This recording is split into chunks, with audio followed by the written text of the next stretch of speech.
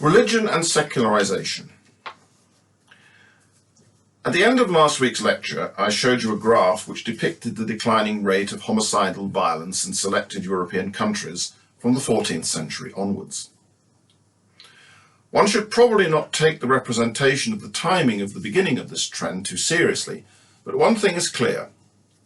Probably coinciding with the beginning of the European Renaissance, and certainly by the beginning of the 18th century, the average European had much less existential danger to contend with.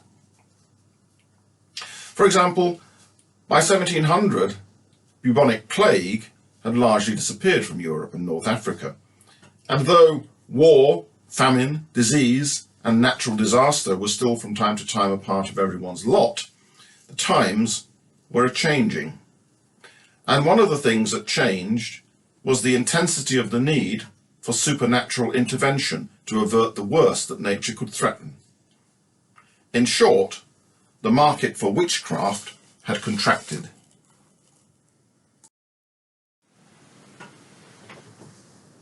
Now, witchcraft and religion are not exactly the same thing. A common way to draw a distinction is along the lines of the anthropologist Malinowski. Religion, he said, refers to the fundamental issues of human existence, while magic turns around specific, concrete, and detailed problems.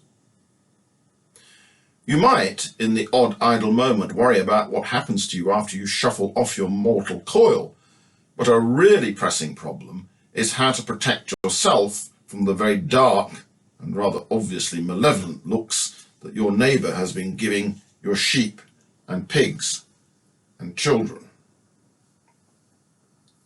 In principle, one can make this kind of distinction, but in practice, as Keith Thomas points out at length in his Religion and the Decline of Magic, the two, magic and religion, were usually part and parcel of the same culture of belief and practice. He opines, nearly every primitive religion is regarded by its adherents as a medium of obtaining supernatural power. This does not prevent it from functioning as a system of explanation, a source of moral injunction, a symbol of social order, or a route to immortality.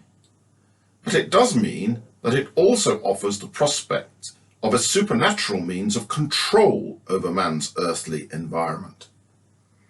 And he goes on to say, the medieval church appeared as a vast reservoir of magical power, capable of being deployed for a variety of secular purposes. Clearly, the Reformation played a role in excising some of the more magical elements, and the decline in the need for them as people acquired greater and greater power over their environment also reduced demand. Pushed out of the church, magical beliefs increasingly resided in the nooks and crannies of popular culture and belief systems, leaving institutional religion to concentrate on more transcendental concerns.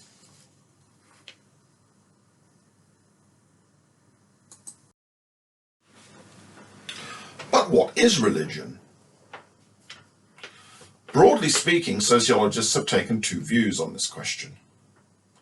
The first is pretty much the common sense view.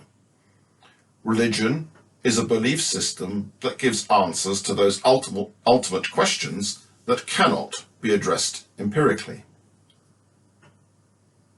The answers, or at least talk about the answers, assert or refer to the existence of supernatural and super-empirical entities, God or gods, the devil, heaven, hell, and so forth.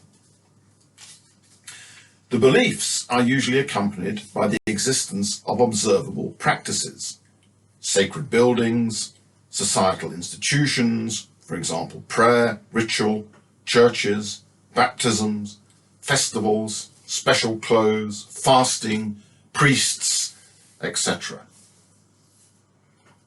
There will, of course, be a few boundary cases, but as with any conceptual scheme, the utility of the idea for picking out things in the world probably isn't going to be seriously compromised by a small number of difficult to classify cases.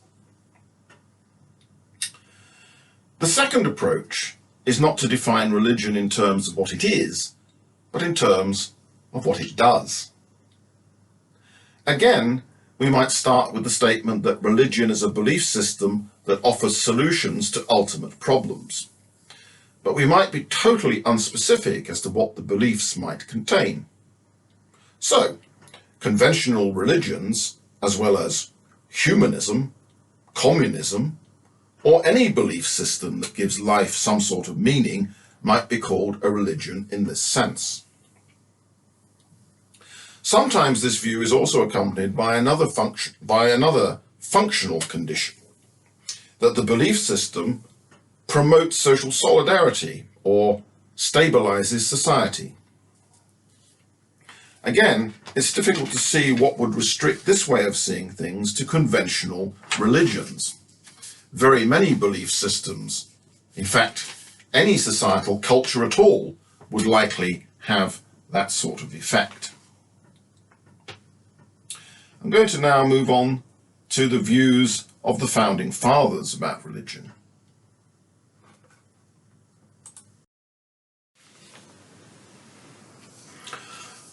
Karl Marx's views on religion are pretty straightforward. In fact, you might call him, in a whimsical moment, an orthodox John Lennonist. Keep you doped with religion and sex and TV, and you think you're so clever and classless and free, but you're still fucking peasants as far as I can see. Marx took over a pretty much mainstream mid-19th century advanced opinion from Ludwig Feuerbach, to the effect that the qualities attributed to God were in essence human qualities, projected onto an imaginary entity that came to take on, in people's minds, a life of its own. To this he added a functionalist twist. To quote Marx, "Man makes religion. Religion does not make man. Religious suffering is at the same time an expression of real suffering and a protest against real suffering. Religion is the sigh of the oppressed creature, the sentiment of a heartless world, and the soul of soulless conditions. It is the opium of the people. The abolition of religion as illusory happiness of men is a demand for their real happiness. The call to abandon illusions about their conditions is a call to abandon a condition which requires illusions." His claim is not that anyone consciously intends religion to have this function, merely that keeping people doped is just a consequence of its existence.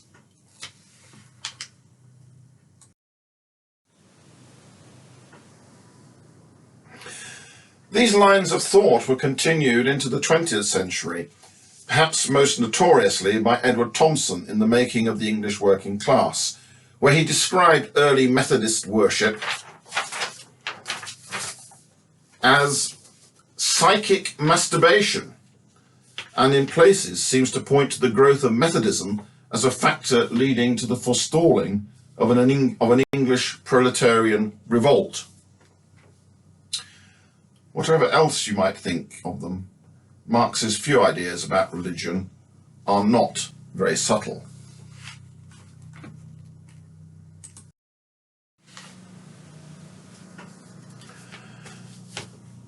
Nobody could rightly say that about Max Weber's views.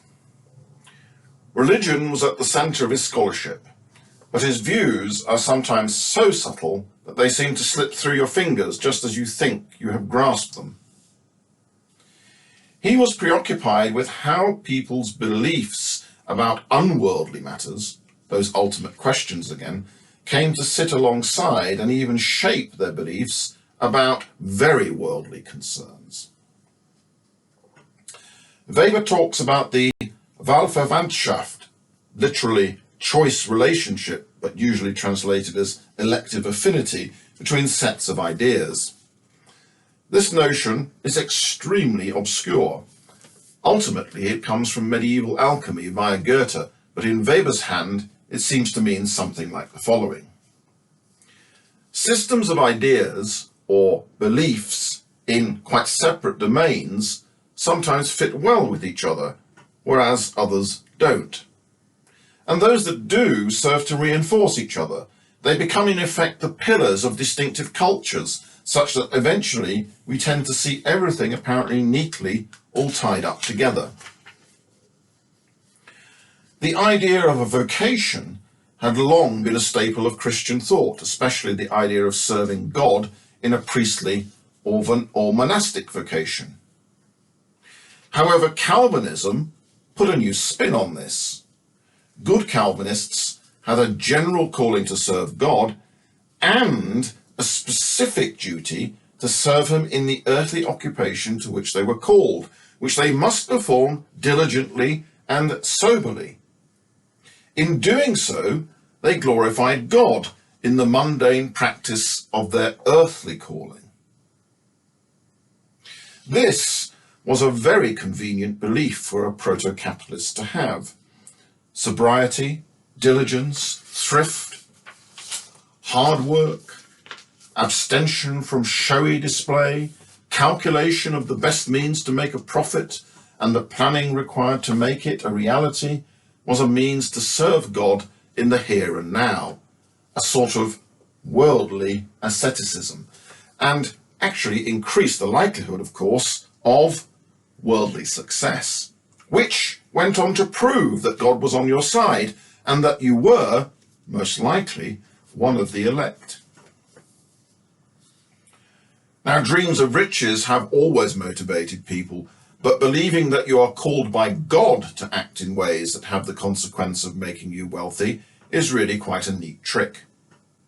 Thus, there is a natural fit in Weber's view between the Protestant ethic and the spirit of capitalism, just as there is between the religious ethics of other cultures and the modus operandi of their economic systems.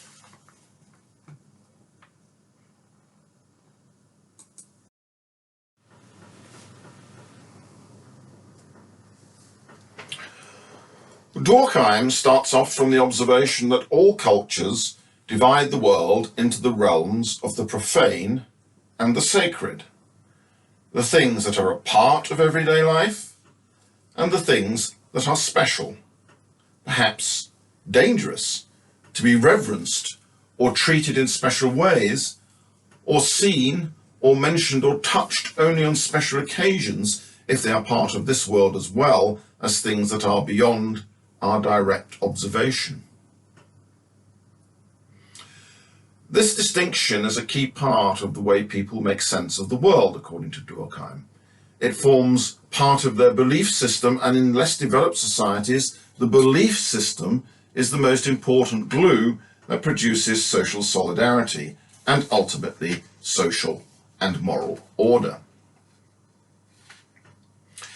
Our religion, he says, is a unified system of beliefs and practices relative to sacred things, that is to say, things which are set apart and forbidden, beliefs and practices which unite into one single moral community called a church, all those who adhere to them. Durkheim's treatment of religion, like Marx's, is essentially functional. Religion becomes the cultural or symbolic expression of the social and moral order. The celebration of rituals bring people together, give them a sense of oneness, of inclusion in that order. Participation in them can be intensely emotionally satisfying. But his shocking revelation is that what they're really worshipping is the society that gives them their social being, and even worse, that in a modern world of disbelief, social solidarity needs to be maintained by other means if societies are not to become ruinously vociferous. But is Durkheim begging the question? Is it true that in the modern world religious beliefs and religious institutions have fallen into insignificance. Let's take a look at the view that this is the case, commonly called the secularization thesis. 50 years ago, the answer to this question would have been short and to the point. With the exception of a few dissenting voices, yes, obviously. Today, things are not so clear-cut, and an awful lot depends on where you look and what exactly you mean by the significance of religion. But before we add in the qualifications, let's start with the orthodox view, or at least the orthodox view as it looked from Western Europe.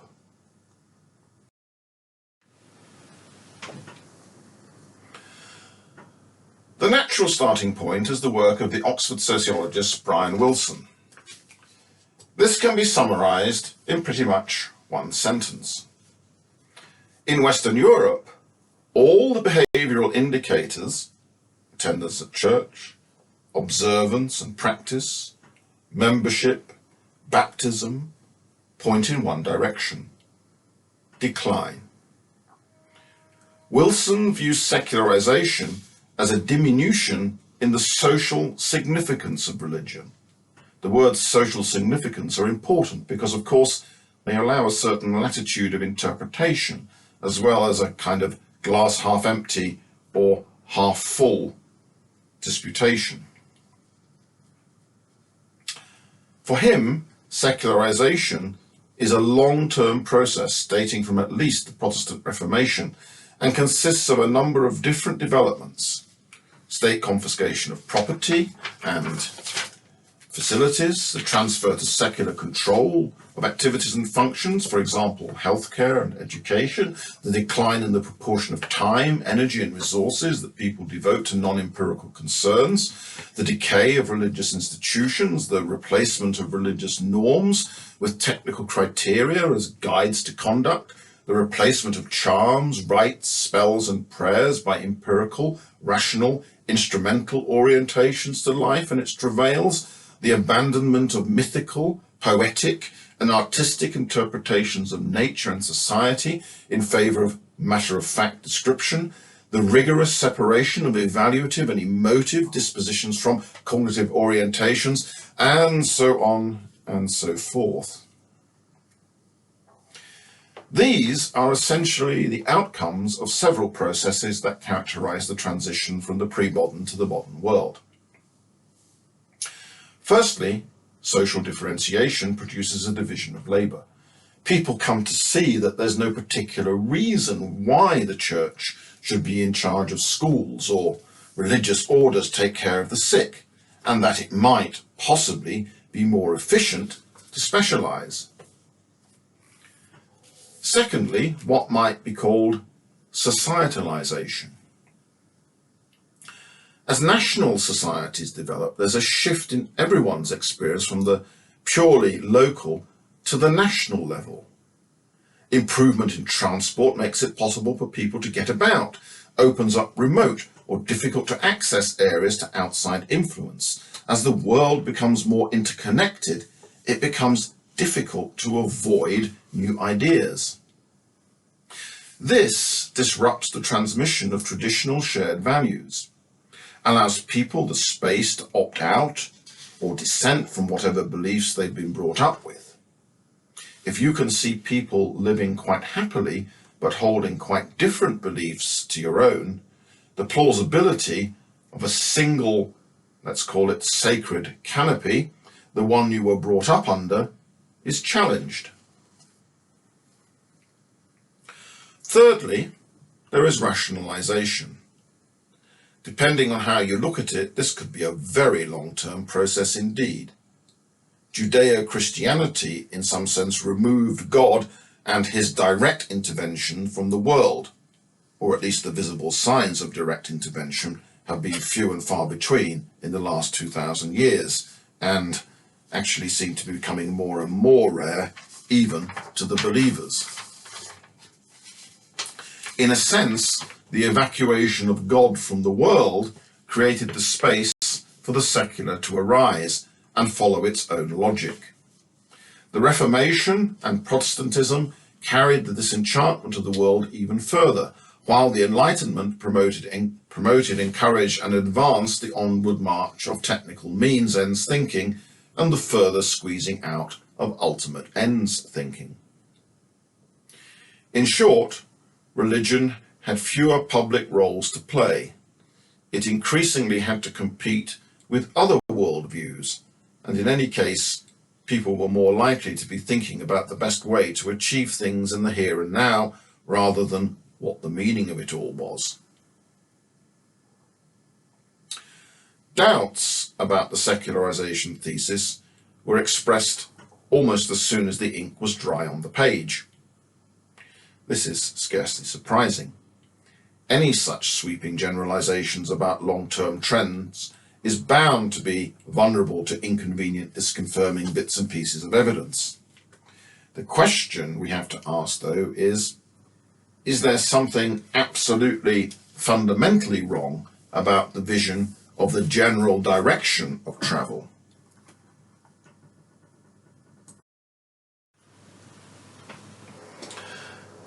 David Martin fired one of the earliest warning shots. In his Sociology of English Religion, notice how parochial you could get away with being in the 1960s, he asserts that religion is still important, though for what is never made entirely clear. But all that has happened is that consumption has become more privatized and less public.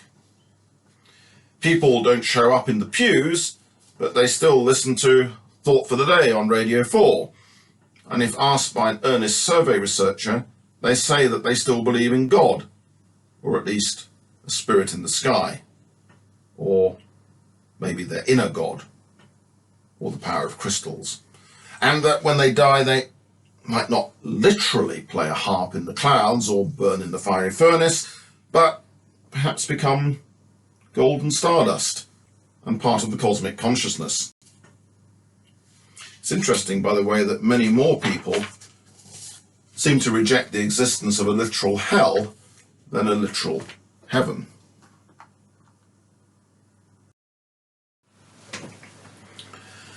This sort of observation pops up over and over again. In the early 1990s, Grace Davey coined the phrase believing without belonging, initially to characterize the degree of behavioral commitment to religion by people who were formerly, at least in some minimal sense, members of the religious community. Latterly, the phrase has come to be used to describe people with no such behavioral commitment or institutional memberships, who nevertheless still, when asked, say that they retain some element of a religious or at least spiritual view, no matter how thin. The thinness of the required commitment is further emphasized by a development in Davey's thinking which he called vicarious religion.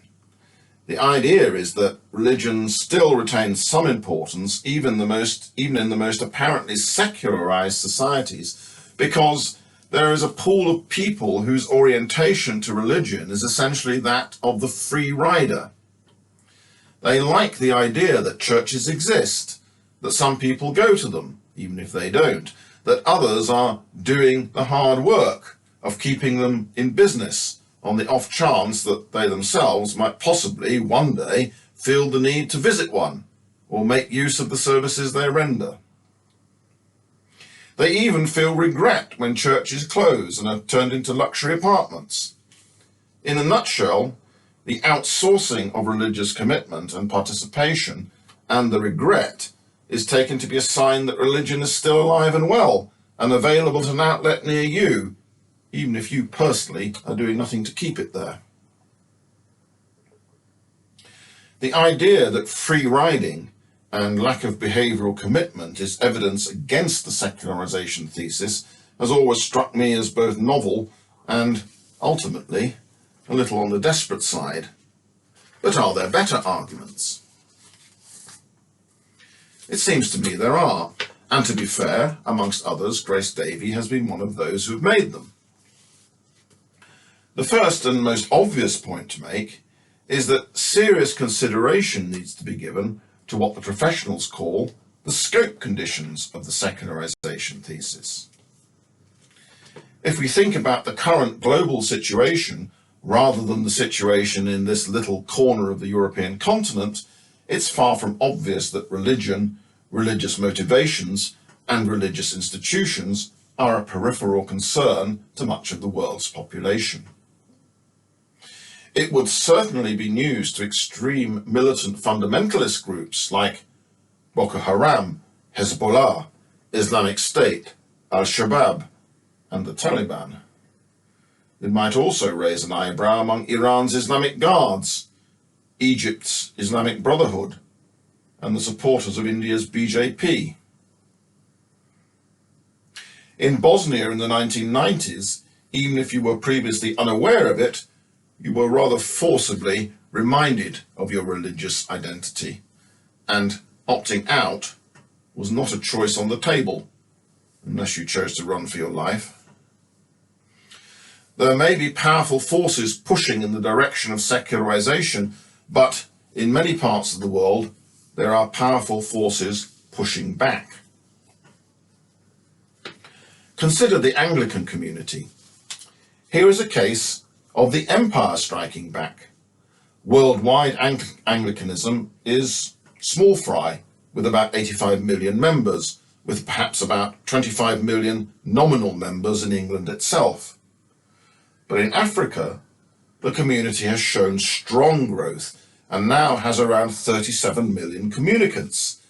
And in terms of beliefs and adherence to doctrine, the different parts of the church are not obviously dancing to the same easygoing, broad church, believe what you want drumbeat. And the situation at home is also not a one-way road.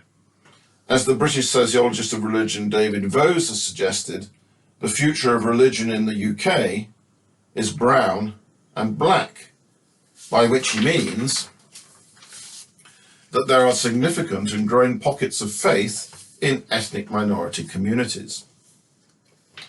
To quote him, "The future of religion in Britain is to be found in Islam and the black majority churches.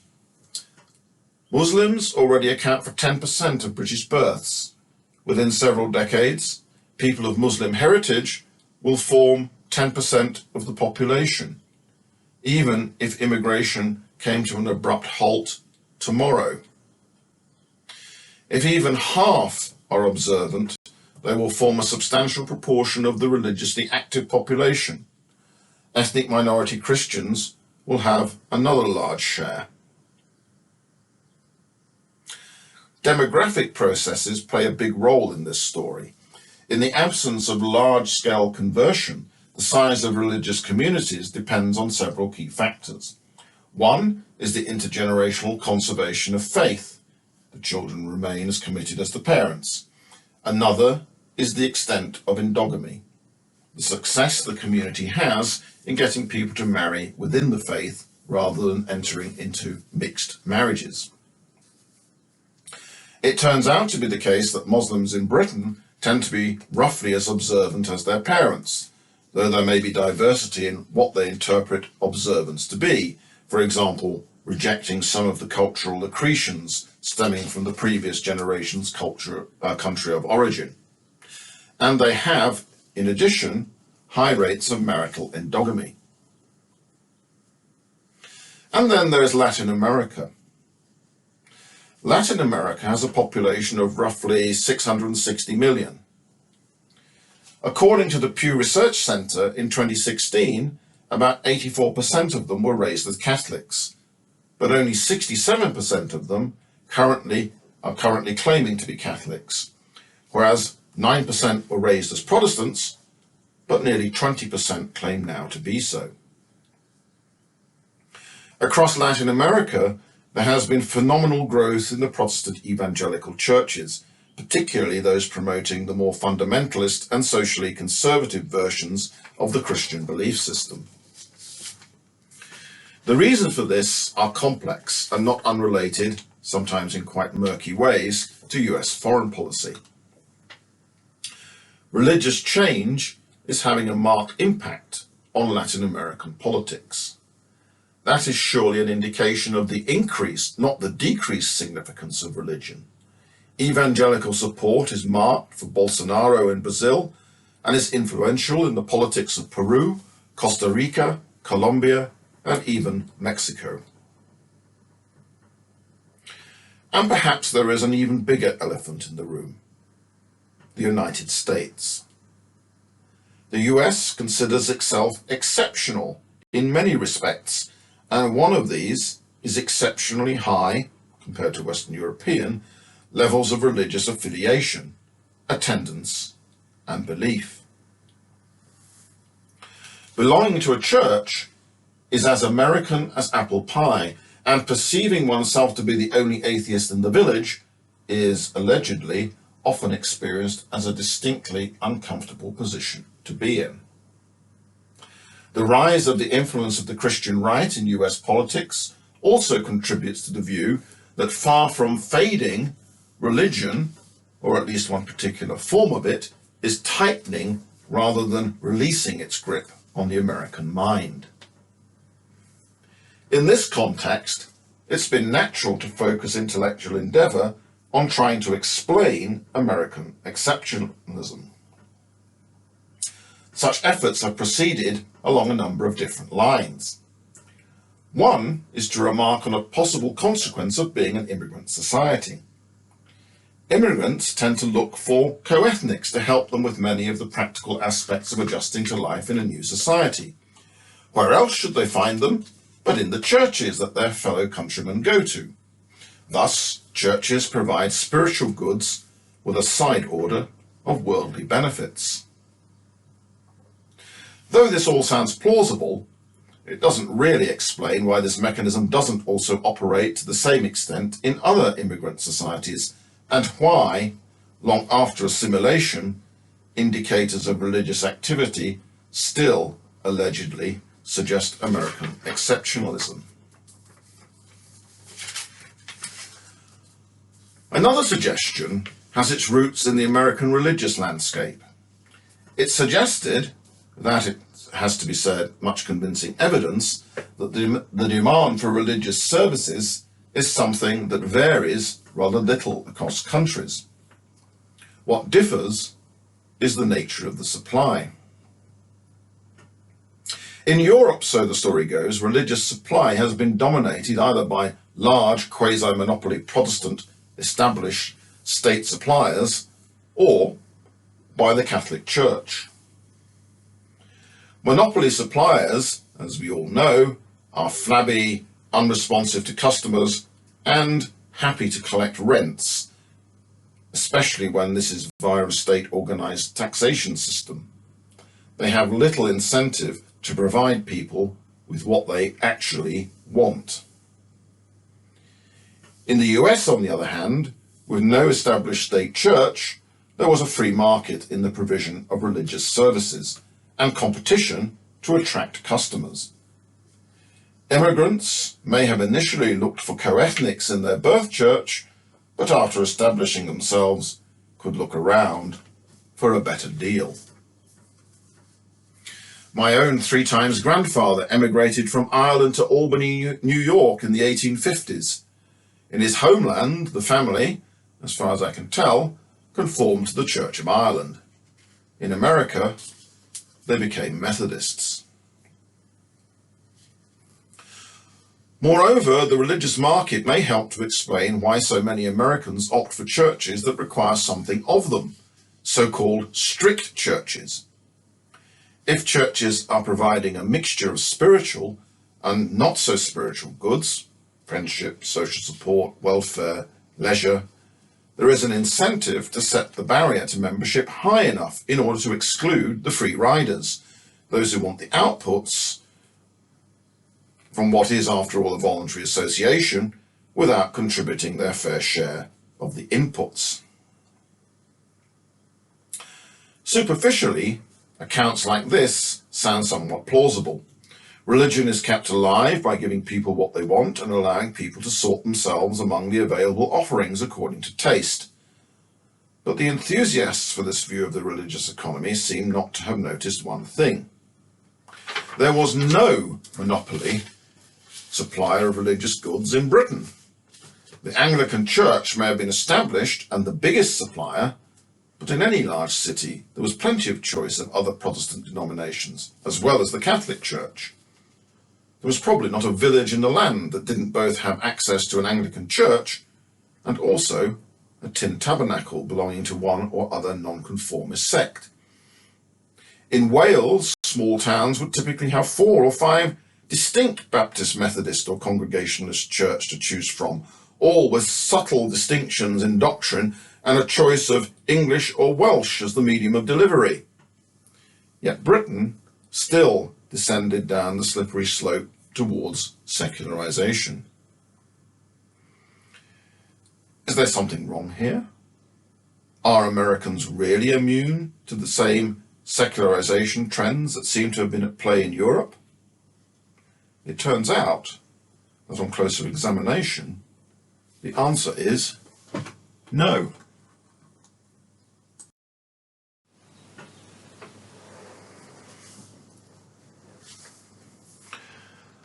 David Vose and Mark Chavez ask in a recent article published in the American Journal of Sociology, is the United States a counterexample to the secularization thesis? They conclude, and I quote, "First, it has recently become clear that American religiosity has been declining for decades. Second, this decline has been produced by the generational pattern underlying religious decline elsewhere in the West. Each successive cohort is less religious than the preceding one. America is not an exception." Let's look at 3 examples taken from this article. Firstly, strong or somewhat strong religious affiliation, which amounts to saying that in some way or another you identify yourself with a church. If we look at this graph from Vose and Chavez's article, what we have here are birth cohorts represented by the coloured lines. As the cohorts age, as we move from left to right in the figure, the strength of their religious affiliation seems to strengthen. Apparently, a life cycle effect. People cling more to the church as they get older. But the key thing is that as we go from the northwest of the figure towards the southeast, successive birth cohorts exhibit lower levels of affiliation. Mostly, each starts lower and, despite rising, ends lower than the preceding one.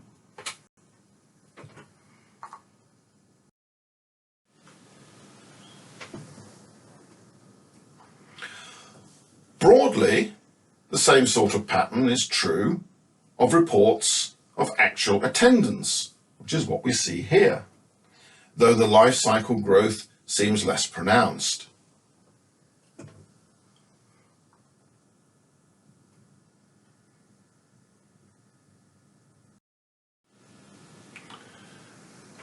And what about belief? Here we have a figure about whether or not people think or know that God exists. Again, we see the same sort of pattern. It does seem that pronouncements about American exceptionalism have been a little premature. But how are things here in Britain? Luckily, Vose and Chavez have some comparable graphs in their article.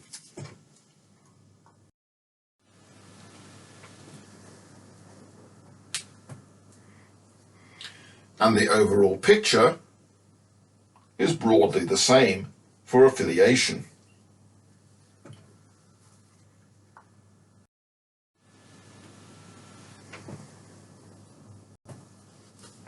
and for attendance. Really, the only difference is one of level. British religiosity is at a lower level, but America appears to be on the road to the same place. My generation grew up with the idea that what happened in the US would eventually trickle down to Europe, but in the case of secularization, it appears to be more the other way around. Let's now finish with a quick tour of the state of some aspects of religion in Britain.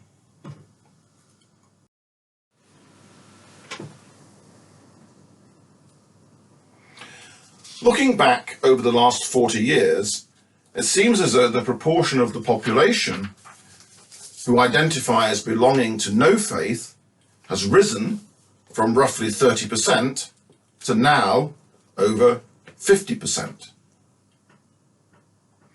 Anglicans made up over 40% of the population in 1982, but have fallen to under 20% today.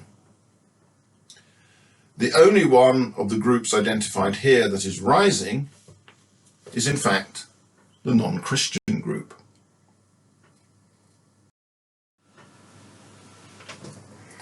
Turning from identification to actual behavior, showing up at a place of worship on a Sunday, most of the large Christian denominations have seen a quite catastrophic decline.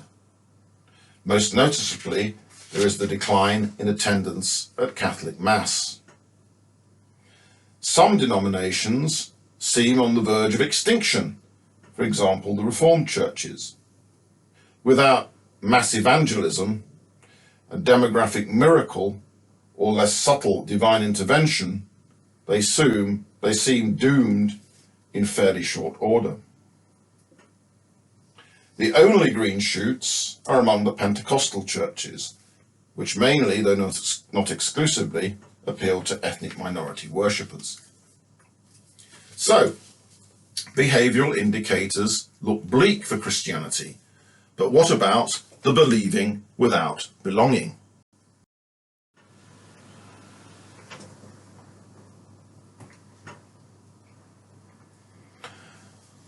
Rather consistently, from about the 1939, roughly half of the population say that they believe in life, in some sense at least, after death.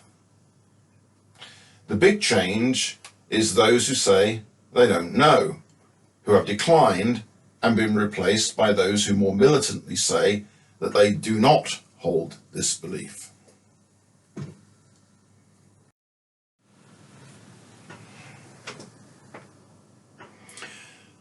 Belief in heaven has held fairly steady since the mid-1960s, with around half the population saying that they do, and again, whatever change there has been seems to be a substitution of disbelief for simply saying that one doesn't know.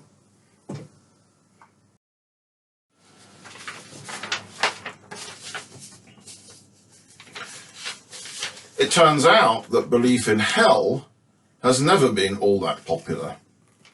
Disbelief has hovered around the 70% mark until the 1990s, but rather interestingly then declined, and actually there seems to have been a bit of secular growth in belief. One wonders what's led some people to become so pessimistic.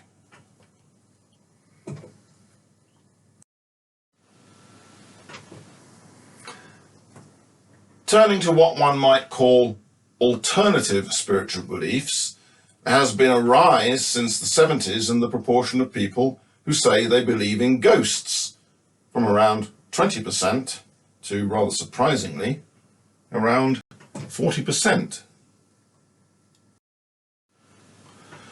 While the proportion that believe in reincarnation, well, that's remained steady at just under 30%. Going to church on Sunday may be passé for most, but there clearly is a stubborn 30 to 40% of the population who persistently claim to believe in things that are clearly, in some sense, supernatural. Of course, how important these beliefs actually are to people in the conduct of their everyday life is another matter entirely. It's possible that this is a case of ask a silly question, get a silly answer. So I've reached the end of this term's lectures. In the 1970s, there was a very popular comedian on British TV called Davey, probably unknown to anyone under the age of 40. He was a wit and a raconteur, and many of his stories and sketches revolved around the theme of religion.